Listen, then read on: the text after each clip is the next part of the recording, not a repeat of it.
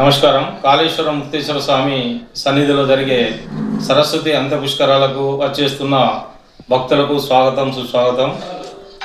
నా పేరు వెన్నపరెడ్డి మోహన్ రెడ్డి, సర్పంచ్ కాళేశ్వరం.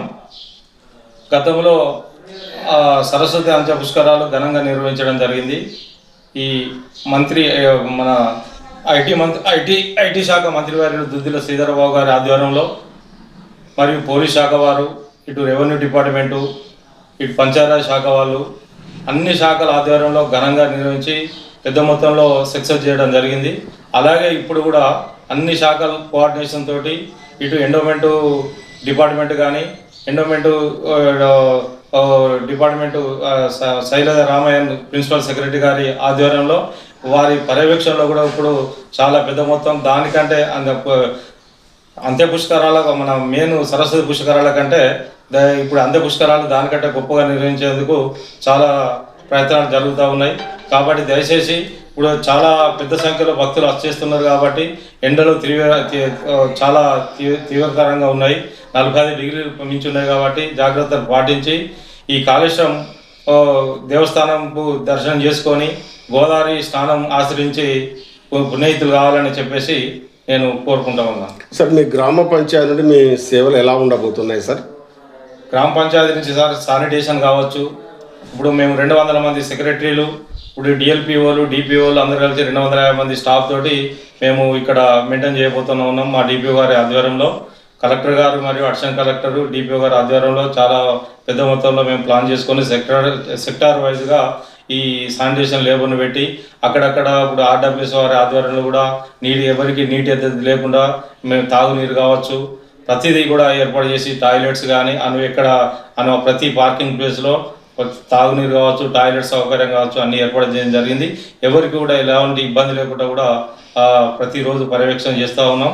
ఎక్కడ కూడా ఆటంకం జరగకుండా, మళ్ళీ ఒకవేళ వర్షం పడ్డా కూడా పోయినసారి కొంచెం ఇబ్బంది జరిగింది వర్షం పడ్డప్పుడు పార్కింగ్ ప్లేస్లలో కూడా, అలాంటిది కూడా ఏం జరగకుండా కూడా పోలీస్ శాఖ వాళ్ళు కానీ, పంచాయతీ డిపార్ట్మెంట్ కానీ అందరం మూగుమడిగా మేము పర్యవేక్షణ చేస్తూ ఎలాంటి ఇబ్బంది జరగకుండా చూసుకుంటూ ఉన్నాం.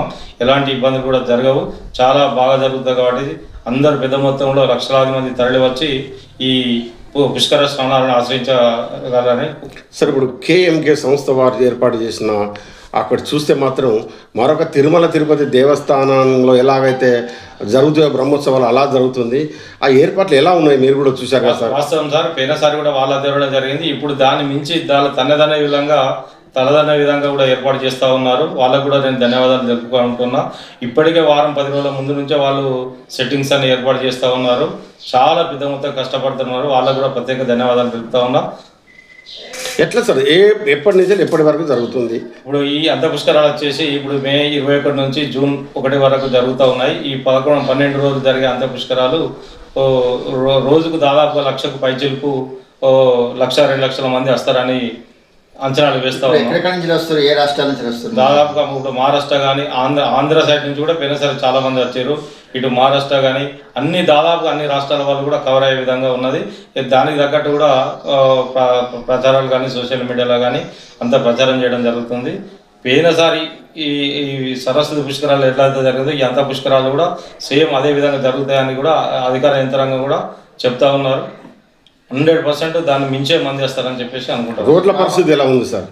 రోడ్లు కూడా చాలా మందికి వెడల్పు చేసాం. అప్పుడు ఏదో టెంపరీ చేసే కానీ ఇప్పుడు పర్మనెంట్ ల్యాండ్ అక్విజిషన్ చేసి కూడా ఇప్పుడు బైపాస్ రోడ్డు ఇప్పుడు కన్నెపల్లి నుంచి ఇటు వచ్చే నక్ష రోడ్డు కావచ్చు, అది టోటల్ కబ్జా అయి ఉంటే దాన్ని కూడా తీసేసి కలెక్టర్ గారి ఆధ్వర్యంలో మంత్రి గారు చెప్పిన విధంగానే ఇప్పుడు దాన్ని నక్ష రోడ్డు తీసేసి 33 ఫీట్ల రోడ్డు అంటే చేసి పార్కింగ్ కూడా దగ్గర ఉండి వాళ్ళకు దూరం నడవకుండా కూడా చేసి ఎక్కడెక్కడైతే దగ్గర ఒక 250 ఎకరాలు పార్కింగ్ స్థలాలు తీసుకొని భక్తులకు ఇబ్బంది కాకుండా వెహికల్ కూడా దగ్గర పార్కింగ్ చేసుకుని వెళ్ళే విధంగా ఏర్పాటు చేస్తున్నాం.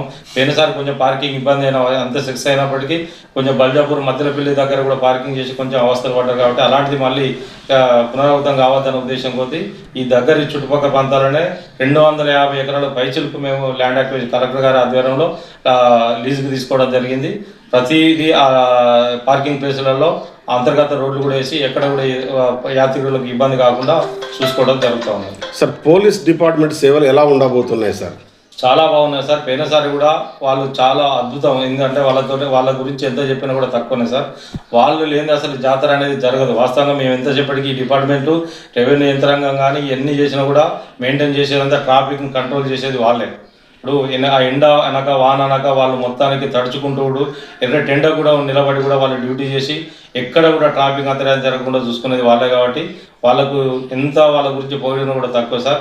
ఈసారి కూడా పోయినసారి కంటే 2500 మంది ఏమో పోలీసులు పెట్టేది. ఇప్పుడు ఇంకా అంతకంటే 4000 మా లోకల్ ఎస్ఐ తమాసిరెడ్డి గారు కూడా చెప్పడం జరిగింది. 4000 పైచీలకు స్టాఫ్ను పెడుతున్నారట. ఎక్కడ కూడా అంతరాయం జరగకుండా 1 వే సిస్టమ్ పెడుతున్నారు సార్. ఆ గంగారం ఎక్స్ రోడ్ కాడ నుంచి వెళ్ళి మద్దెలపల్లి అన్నారం మీదుగా వెహికల్ ఇటు వచ్చి ఇటు మన మాదేపూర్ కాటరం మీదుగా వెళ్ళిపోయేటట్టుగా 2000 ఏర్పాటు చేస్తున్నారు సార్. ఎక్కడ కూడా ట్రాఫిక్ అంతరాయం జరగకుండా చూసుకుంటామని చెప్తా ఉన్నారు. వాళ్ళు చాలా కష్టపడుతూ ఉన్నారు. పోయినసారి కూడా వాళ్ళ ఆ సేవలు అద్భుతం సార్. వాళ్ళ గురించి ఎంత పోటీగా కూడా తక్కువ. గ్రామ పంచాయతీ ఆధ్వర్యంలో ఏమన్నా వచ్చే భక్తులకు ఏమన్నా మీరు ఏమన్నా చేయాలని వాటర్ వగైరా వగైరా వాటర్ అంటే సార్ ఇప్పుడు గ్రామ పంచాయతీ అంటే మా ఆర్డబ్ల్యూసీ శాఖ నుంచే సార్ దాదాపుగా ఒక అమౌంట్ కూడా కలెక్టర్ గారి ఫండ్ నుంచి కూడా కేటాయించడం జరిగింది సార్. 5 lakhs అమౌంట్ అక్కడక్కడ ఎక్కడ కూడా ప్రతి పార్కింగ్ ప్లేస్ కావచ్చు, రోడ్డు సైడ్ కావచ్చు మినరల్ వాటర్ ఏర్పాటు చేయడం జరుగుతూ ఉన్నది సార్.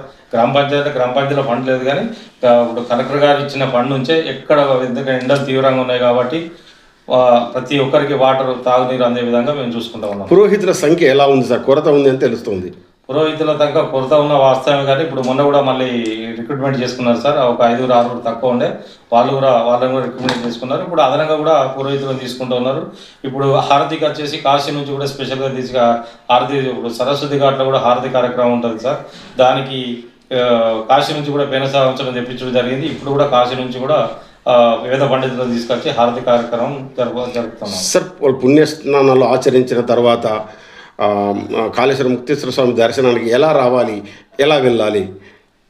కాళేశ్వరంలో సరస్వతి ఘాట్కి వచ్చిన తర్వాత సార్ పుణ్యస్నానాలు ఆచరించిన తర్వాత దానికి సపరేట్ వే ఏర్పాటు చేసాం సార్. టెంపుల్ వెనుకాల నుంచి వచ్చి దర్శనం చేసుకొని తిరుగు మళ్ళీ మాదేపూర్ కాటన్ మీదుగా వెళ్ళేటట్టుగా భక్తులకు ఎక్కడ కూడా అంతరాయం జరగకుండా వెహికల్ కూడా ఇబ్బంది జరగకుండా అన్ని ఏర్పాట్లు పోలీస్ శాఖ వాళ్ళు కూడా వాళ్ళే పార్కింగ్ అంతా వాళ్ళే చూసుకుంటా ఉన్నారు.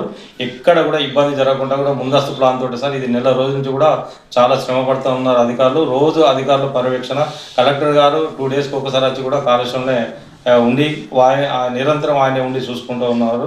పోయినసారి కంటే ఎక్కువ మంది వస్తారని అంచనాలు ఉన్నాయి కాబట్టి ఎక్కడ భక్తులకు ఇబ్బంది జరగకుండా చూసుకుంటా ఉన్నాం సార్. పారిశుద్ధ కార్మికులు ఎంతమంది ఉన్నారు, ఎలా చేస్తున్నారు? పారిశుద్ధ కార్మికులు ఇప్పుడు వారం రోజుల ముందు నుంచి షిఫ్ట్కి 100 మందిని పెట్టేసినాము.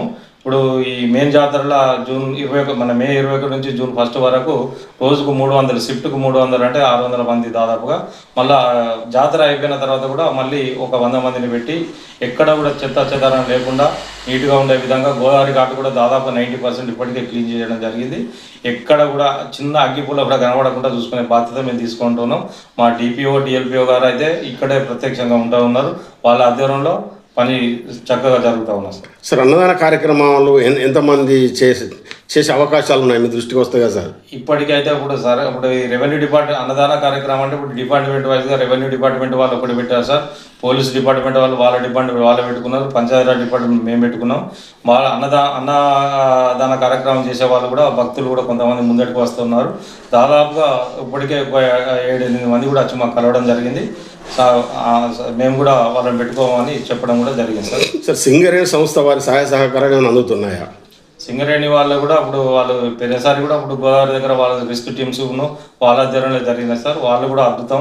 పోయినసారి కూడా లోతుకు పోకుండా కూడా గోదావరిలో కూడా లోతుకు పోయి మళ్ళీ ప్రమాదాలు జరగకుండా కూడా వాళ్ళ ఆధ్వర్యంలో కూడా వాళ్ళు దగ్గర ఉండి చూసుకోవడం కూడా జరిగింది సార్. ఈ కాన్స్టిట్యున్సీ మంతని కాన్స్టిట్యున్సీలో ప్రస్తుతం మంత్రి కొనసాగుతున్న శ్రీధర్ బాబు కార్యక్రమాలు ఇక్కడ ప్రతిసారి వచ్చి పర్యవేక్షిస్తున్నారు కదా, ఆయన గురించి మీ అభిప్రాయం సార్?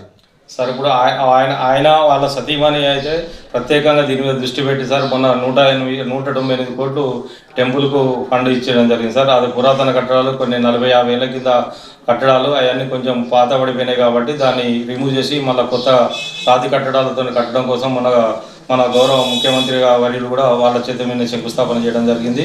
ఇప్పుడు ఈ పుష్కరాల తర్వాత దాన్ని ఉన్న టెంపుల్ డిస్మెంటల్ చేసి మళ్ళీ రాతి కట్టడాలు కట్టడం కోసం 198 కోట్లు, ఇంకా దాదాపు 200 కోట్లు శాంక్షన్ చేయడం జరిగింది. ఇప్పుడు ఈ అంత్య పుష్కరాలకు సంబంధించి 33 కోట్లు పైచిలకు దీనికి కేటాయించడం జరిగింది. మళ్ళీ ఇప్పుడు వచ్చే గోదావరి పుష్కరాలకు కూడా 200 కోట్ల పైగా తీసుకొస్తానని మంత్రివర్యులు కూడా మాట ఇచ్చినారు. వాళ్ళు ప్రతిరోజు నిత్యం వాళ్ళ పర్యవేక్షణ, వాళ్ళు వారం 10 రోజులకు ఒకసారి వచ్చి చూసిపోతూ ఉన్నారు. రాకుండా కూడా రోజు ఏం జరుగుతుందో అని డైలీ పర్యవేక్షణ మాత్రం చేస్తూ ఉన్నారు. వారి ఆధ్వర్యంలో ఇవన్నీ పనులు చకచక నడుస్తూ ఉన్నాయి. దాదాపుగా 99% ఇప్పటికే పనులు అంత్య పుష్కరాలకు సంబంధించి పూర్తి కావడం జరిగింది సార్. ఏదైనా కొద్ది గొప్ప అంటే 1-2 రోజులలో కంప్లీట్ అయిపోతాయి సార్. వాలంటీర్స్, వివిధ స్వచ్ఛత సంస్థల వాలంటీర్స్ కూడా వస్తుంటారు సార్. అలాంటి వారు వచ్చే అవకాశాలు ఏమైనా ఉన్నాయా? మీ దగ్గర ఏమైనా సమాచారం ఉందా? ఉంది సార్. అంటే వాలంటీర్ అంటే టెంపుల్కి సంబంధించి సేవా కార్యక్రమాలకు వచ్చి అయితే అందరూ రిజిస్టర్ చేసుకోవడం జరిగింది. చాలామంది కూడా తరలి వస్తూ ఉన్నారు సార్ వాలంటీర్స్ కూడా. కాకపోతే ఎండోమెంట్ వాళ్ళ ద్వారా టెంపుల్కే రిజిస్టర్ చేసుకున్నారు. టెంపుల్ పరిధిలో అక్కడ ఎవరికైనా వాటర్ సౌకర్యం కానీ ఏదైనా కూడా ఏ ఇబ్బందులు జరిగినా కూడా వాలంటీర్స్ కూడా ముందర ఉండి చూసుకోవడం జరుగుతుంది సార్. చాలా మటుకి ఇప్పటికే వేరే ఇతర రాష్ట్రాల నుంచి కూడా వచ్చి రిజిస్ట్రేషన్ చేయించుకోవడం జరిగిందని ఈవో గారు కూడా చెప్పడం జరిగింది. చాలామంది కూడా వాలంటీర్లు కూడా వస్తూ ఉన్నారు. గ్రామ పంచాయతీ నుండి వచ్చే భక్తులకు చివరిగా మీ సందేశం సార్?